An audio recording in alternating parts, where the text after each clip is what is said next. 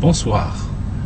Nous sommes donc toujours ici dans la suite de notre étude ou du moins analyse quant aux pétroliers face à ces dépenses.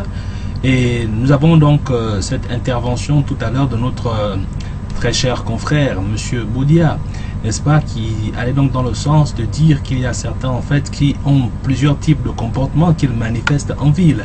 Et que notamment ces comportements parfois sont suivis d'un sentiment d'indifférence vis-à-vis du fait qu'ils dépensent sans pour autant savoir exactement si en émettant de telles dépenses, s'ils ont la possibilité de garder un reste qui leur permettra, n'est-ce pas, d'assurer leur vie et de subvenir, n'est-ce pas, à leurs besoins les plus essentiels.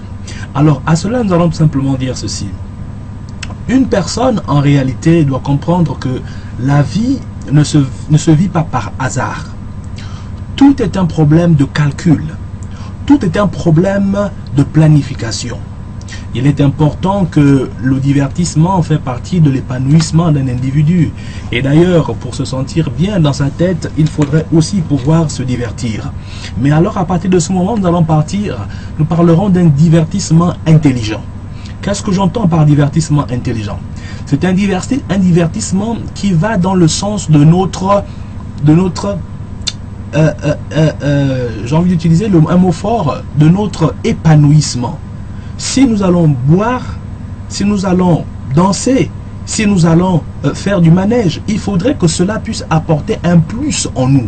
Notamment une harmonie. Parfois on peut être stressé, on peut être saturé par une pléiade de pensées, et donc pour nous le loisir sera un moment de pouvoir nous décontracter et nous déstresser.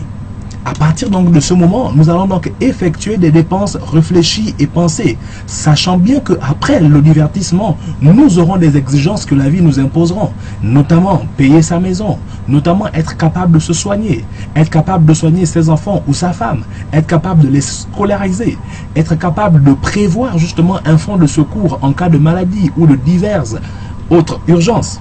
Donc à partir de ce moment, nous comprenons que la dépense doit être faite tout en tenant compte d'une planification au préalable. Et surtout, en nous, nous devrons être animés de cet état d'esprit qui consiste à être conscient. En réalité, quelqu'un a dit, notre liberté dans la vie augmente au fur et à mesure que notre niveau de conscience de la vie augmente en nous. Ça veut dire celui qui va être conscient que la vie est très difficile. Vous allez vous retrouver dans des situations où vous n'allez pas avoir de l'argent. Admettons que vous êtes malade. Soyez-en sûr. Sur 100%, vous avez 25% que quelqu'un vous vienne en aide. Dans la plupart des cas, les gens vous diront qu'ils n'ont pas d'argent pour pouvoir vous venir en aide. Ils n'ont pas d'argent pour pouvoir vous aider. Alors à partir de ce moment, vous comprendrez que vous ne pouvez exiger que de vous-même. Vous n'avez pas le pouvoir d'exiger quoi que ce soit de quelqu'un d'autre. Par exemple, vous ne pourrez pas exiger d'un ami qu'il vous donne de l'argent ou bien qu'il vous vienne en aide lorsque vous serez en situation difficile.